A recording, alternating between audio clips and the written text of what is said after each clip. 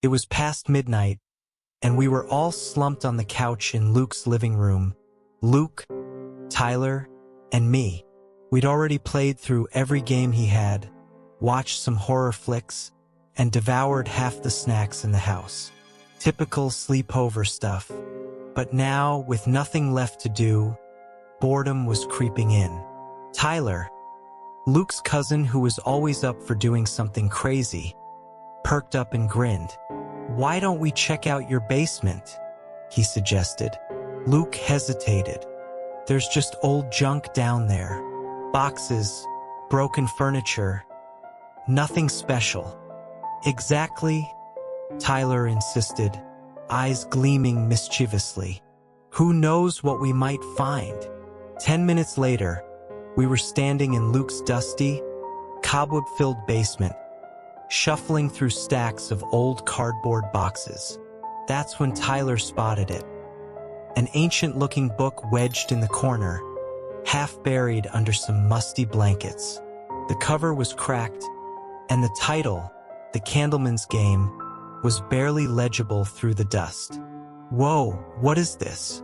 I muttered, brushing off the grime.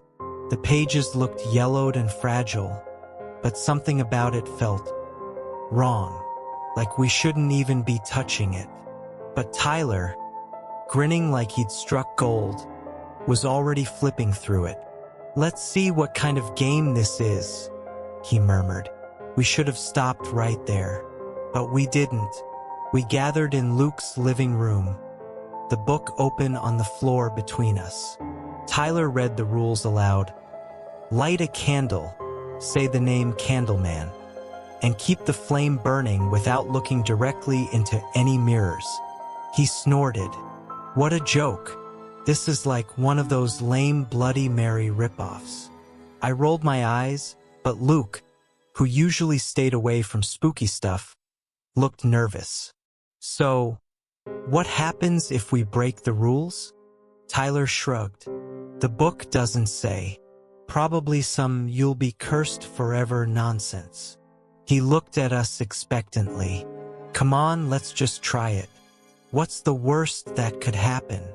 Against my better judgment, I nodded, and Luke reluctantly agreed too. We grabbed one of Luke's mom's scented candles from the kitchen, lavender of all things, and set it in the center of the room. Tyler struck a match and lit the wick. The flame wavered for a moment, then settled into a steady glow. We exchanged awkward looks. "Ready?" Tyler grinned, his voice a mock whisper. "Candleman, Candleman, Candleman." The words echoed softly, and the instant he finished, an odd stillness filled the air. Something shifted. I glanced around.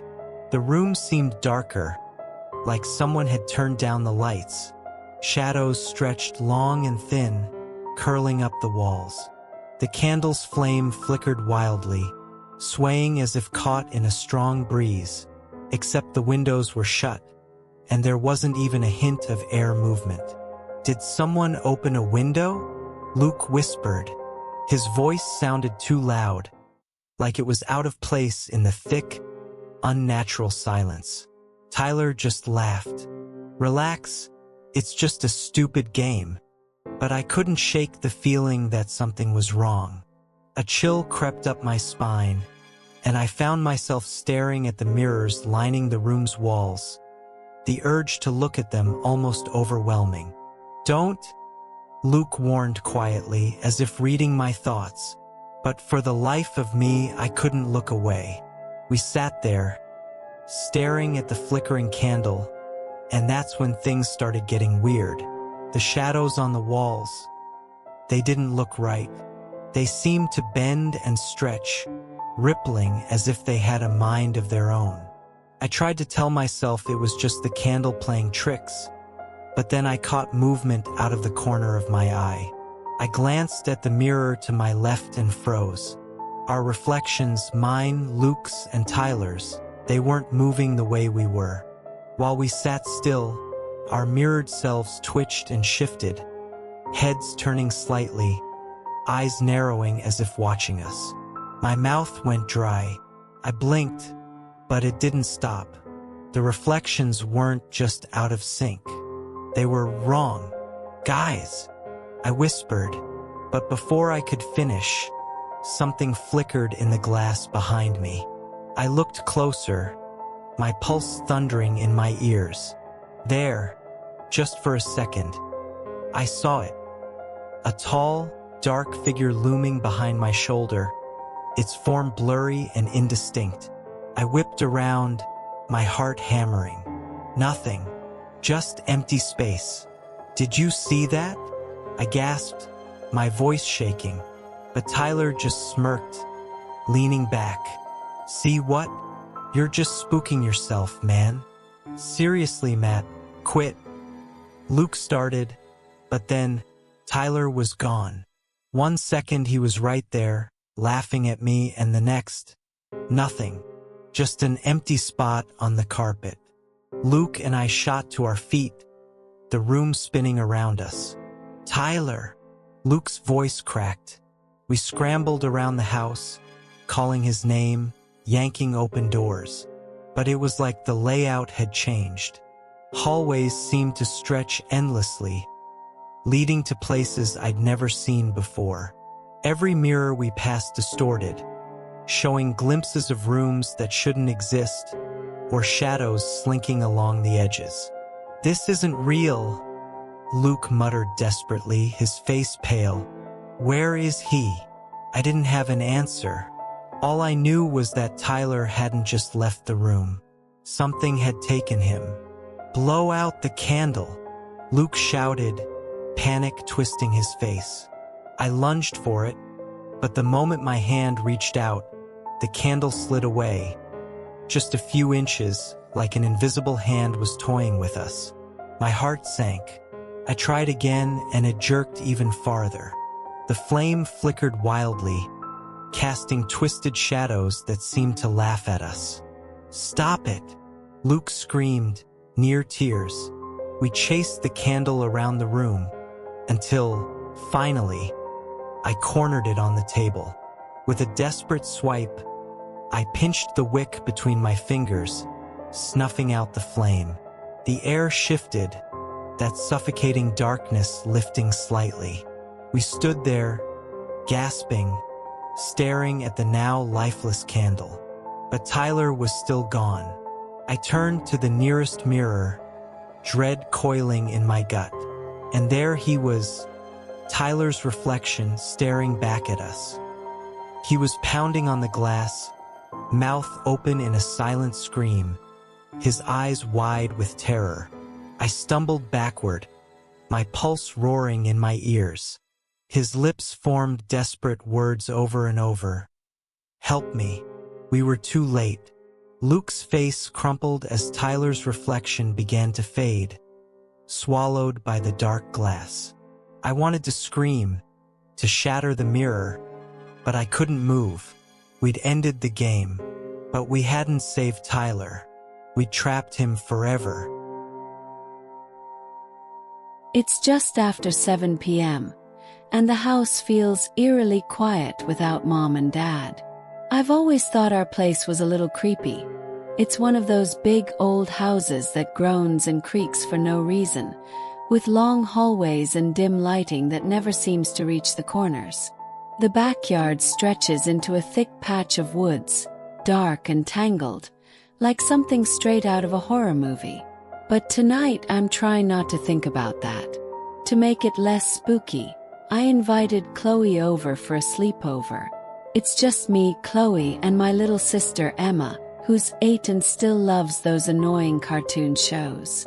We've made a mess in the kitchen, popping popcorn and setting up snacks everywhere. The three of us are curled up on the couch, watching movies and giggling way too loudly. It's almost fun. Almost. But every now and then, the house seems to remind me that we're alone. An unexplained creak above us, a thud in the walls. Chloe keeps brushing it off, teasing me for being jumpy, but I catch Emma glancing at the back door now and then. Beyond it, the woods seem to press closer. Around 10 p.m., Just as we're getting into another movie, the house phone rings. It's so unexpected that we all jump a little. Nobody calls the landline anymore. I glance at the screen. Unknown number. For a second, I consider letting it go to voicemail, but curiosity gets the better of me. Hello, say my voice casual. There's a pause on the other end. Then a low, distorted voice crackles through the line. Is Emma still awake? My heart stutters. I look over at Emma, curled up next to Chloe, her eyes glued to the screen. Who is this? I ask, forcing a laugh. Very funny. The line goes dead. I shrug it off, telling myself it's just some idiot trying to mess with us. Probably one of those dumb prank calls people from school are always talking about. But as we settle back in, the phone rings again. Hello. This time my tone is sharper. Did you check the back door? The same voice, raspier now, like it's coming from an old radio speaker. I feel a chill snake down my spine. Slowly, I glance over at the kitchen door that leads to the backyard. It's locked. I know it is. I double-checked everything when Mom and Dad left. Nice try, I say, trying to sound braver than I feel. Whoever you are, just knock it off. Blick. Silence again. Who was that? Chloe asks, frowning. I shake my head. Some jerk trying to freak us out. Probably Tim from school. But the next time the phone rings, it's worse. Nice popcorn you made, the voice whispers. I hope Emma likes it. I drop the phone like it's burned me, my pulse racing. Chloe's face drains of color. This isn't some prank. They're watching us. From somewhere close. We huddle together in the living room, staring at the phone like it's a ticking bomb. The calls keep coming, one after another, each more disturbing than the last. Is Emma having fun? I like your friend's hair. Why don't you look outside? Chloe whispers that we should call the police. But before I can even pick up the phone, everything goes black. The TV cuts off and the lights die, plunging us into complete darkness. Sarah, what's happening? Emma's voice quivers in the sudden silence. I don't know. I'm trying to keep my voice steady, but my hands are trembling. Chloe fumbles with her phone, the small screen casting just enough light to see our terrified faces. Stay here, I whisper. I'll check the fuse box. I stumble through the house, my heart pounding so hard it almost drowns out the creaking of the floorboards. But as I pass Emma's room, something stops me cold. The door is open, the bed empty. Emma! I push the door wider, but she's gone. My breath catches in my throat. Then I see it. A thin trail of muddy footprints smeared across the hardwood floor, starting at her bed and leading straight to the back door. The lock hangs loose, the door slightly ajar. Chloe! I scream, grabbing a flashlight. Panic surges through me as I tear the door open, Chloe close behind. The cold night air hits us as we step onto the porch, the backyard shrouded in shadows. We follow the footprints, our beams darting around the yard, straining to see through the dark. And then we see it. A shape at the edge of the woods, barely visible in the faint moonlight. Someone is standing there, holding something small and limp in their hands. My heart seizes as I recognize it. Emma's stuffed rabbit. The one she never goes to sleep without. Emma! Shout. The figure shifts slightly, holding the toy up as if taunting me. My blood runs cold. Whoever this is. They took my sister. Let her go. I scream, my voice cracking in the cold night air. I don't know who or what I'm dealing with, but I can't let them hurt her. The flashlight trembles in my hand as I step forward, my pulse roaring in my ears. Chloe's right behind me, clutching my arm. The figure shifts, pausing at the edge of the woods. For a moment, I think they're going to disappear deeper into the darkness. But then, almost casually, they drop Emma's stuffed rabbit onto the ground. Without a word, they melt back into the shadows, swallowed by the dense trees until there's nothing left but silence. Emma. My voice is barely a whisper. Sarah. A small, trembling voice answers from behind a nearby tree. Relief crashes over me so hard I almost collapse. Emma's crouched there, her little body shaking, eyes wide with fear but otherwise unharmed. I scoop her up, clutching her tight to my chest as we stumble back to the house. By the time the police arrive, I'm numb. They find out the calls came from our neighbor, a man who's been watching us for weeks, obsessed. They catch him lurking in the woods. But the damage is done. I can't stop shaking as I hold Emma close, promising her and myself that I'll never let this happen again. I'm never babysitting again. Ever. 'Cause next time, I might not be so lucky. When I invited Andy and Nick over for the weekend at my grandparents' place, I didn't think much of it. The old farmhouse is creepy, sure, way out in the sticks, surrounded by nothing but empty fields and dense woods. But we're teenagers, we weren't going to get scared that easily. The house itself is a maze of dark hallways and weird little rooms, with heavy wooden floors that creak like they're groaning under some weight you can't see.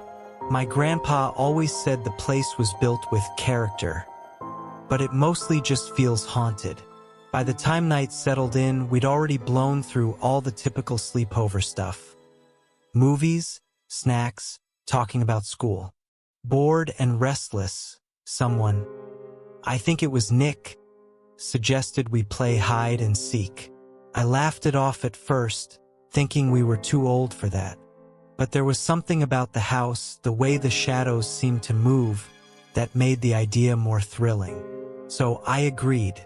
I'd be the seeker, counting down while my friends darted off into the dark corners of the house. We didn't know it then, but it was a mistake. A stupid, stupid mistake. I stood facing the wall, eyes closed, counting down from 50. I could hear Andy and Nick's footsteps echoing through the house as they scrambled to find hiding spots. Their laughter faded, swallowed by the silence of the empty farmhouse. When I hit 0, I opened my eyes to the dim, shadowed hallways. Ready or not, here I come. I called out, but my voice sounded small and strange in the stillness. The house felt different, heavier somehow. The floors creaked under my sneakers as I moved room to room, flicking on lights that barely seemed to cut through the darkness. I was halfway down the hall when I heard it. Nick's voice calling from the kitchen. "You'll never find me," he teased, laughing in a way that sent a chill down my spine. I grinned. Gotcha, I thought, and headed toward the kitchen, pushing open the old, creaking door. But when I stepped inside, I froze. There, standing in the faint glow of the overhead light, was me. Same messy hair, same hoodie, same everything, but not me. He had my face, my clothes, but the smile wasn't mine. It was too wide, stretched too far, like a mask that didn't fit right. And his eyes, there was something wrong about them, dark and hollow, glinting with something that made my stomach twist. "Hey!" I managed, taking a step back, my mind scrambling to make sense of what I was seeing. The other Brandon tilted his head, grin never faltering. "You'll never find them," he whispered, voice a soft, mocking echo of mine. Then, before I could move, he turned and slipped into the shadows of the kitchen, vanishing as if he'd never been there at all. I stumbled back, heart racing. What the hell was that? I tore through the house, heart pounding like a drum in my chest. "Andy? Nick?" I shouted, my voice echoing off the walls, but all I got back was silence. I tried to shake off the image of whatever I'd seen in the kitchen. It was a trick of the light, right? Some weird reflection. But deep down, I knew that wasn't true. The way it moved, the way it smiled, that wasn't me. The flashlight beam jittered wildly as I ran from room to room, but each empty space felt wrong, like the house itself was shifting, changing behind my back. The walls seemed closer, the hallways stretched longer, and each corner felt like it was hiding something just out of sight. I called their names again, but the silence seemed thicker, suffocating. What had I done? Why had I brought them here? I was halfway up the stairs when I heard something creak above me. The attic. I pushed the door open slowly, my hands trembling as I aimed the flickering flashlight up into the dark. "Andy," I whispered. He was crouched in the far corner, pale as a sheet, his eyes wide with fear. "Brandon?" he croaked, voice barely audible. I stumbled over, relief flooding through me, until I saw the look on his face. "Andy, where's Nick?" I asked. I don't know," he whispered. "I saw you both earlier, you and Nick, but you were talking to someone else. Someone who looked like you." My blood turned to ice. "What do you mean?" "Three of you, Brandon," Andy said, his voice cracking. "There was you, and another you, and you were just laughing." The flashlight flickered again, casting jagged shadows across his face. A realization hit me, cold and sickening. We weren't alone. There was something here playing a twisted game, and it had our faces.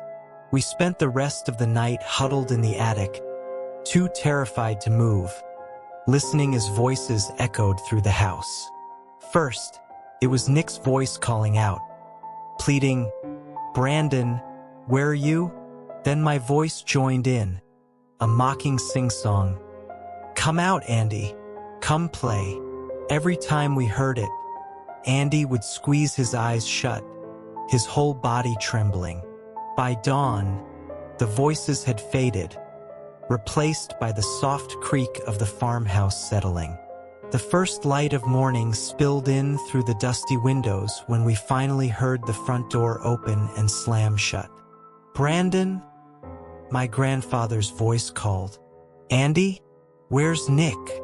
We stumbled downstairs, exhausted and shaken, trying to explain, but the words stuck in our throats. My grandparents looked around, confused, as if we were speaking a language they couldn't understand. Finally, my grandmother opened the closet near the front door, gasping as she pulled out a pile of clothes and a familiar backpack. "Brandon, what is this?" she whispered, holding up my hoodie. Andy's eyes widened in horror. No, that's not possible," he stammered. He looked at me, no, at the thing standing beside him, wearing my face, smiling with that same too-wide grin. And in that moment, he understood. He'd spent the whole night hiding with it. Not me.